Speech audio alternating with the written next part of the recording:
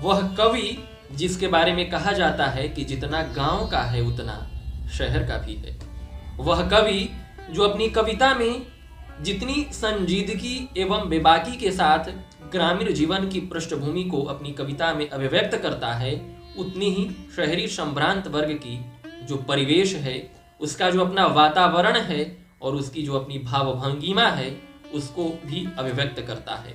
वह कवि जो अपनी कविता में जिस प्रकार से धड़ल्ले से देशज शब्दों का या यूं कहें कि देहाती शब्दों का प्रयोग करता है, ठीक उसी प्रकार से अंग्रेजी एवं तत्सम के शब्दों पर भी अधिकार रखता है और न सिर्फ कविता में उसका जिक्र करता है, अपितु एक सरल सहज ढंग से परिभाषित भी करता है। जी हाँ साथियों, नमस्कार। मैं बात कर रहा हूं प्रख्यात कवि केदारनाथ सिंह जी की। केदारनाथ सिंह जी की पुस्तक मेरे सामने है और उनकी कुछ प्रतिनिधि कविताओं को आज लेकर प्रस्तुत हूँ। अलमीरा से झांकती किताब में हम कवियों लेखकों के बारे में भी चर्चा करते हैं और इस दिशा में यह हमारा पहला पहल है जो हम केदारनाथ सिंह जी की कुछ कविताओं पर अपनी चर्चा स्पष्ट करूंगा।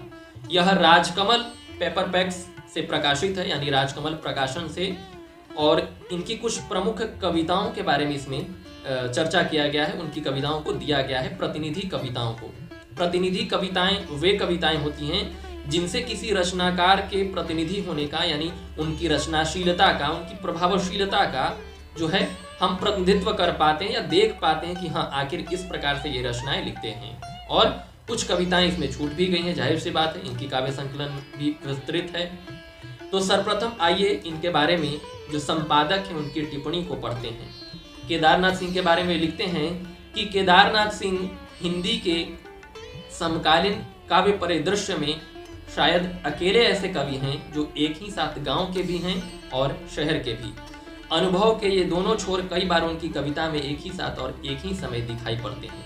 शायद भारतीय अनुभव की यह अपनी एक विशेष बनावट है जिसे नकार कर सच्ची भारतीय कविता नहीं लिखी जा सकती।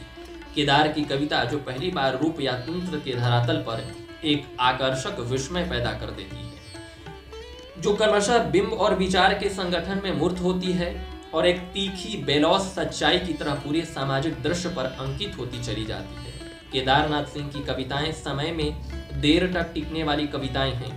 केदार की कविताओं में दुनिया एक ऐसी दुनिया है जिसमें रंग, रोशनी, रूप, गंध, दृश्य एक दूसरे में हो जाते हैं। वे आगे लिखते हैं कि पर यही दुनिया है जिसमें कविता का कमिटमेंट हो नहीं जाता।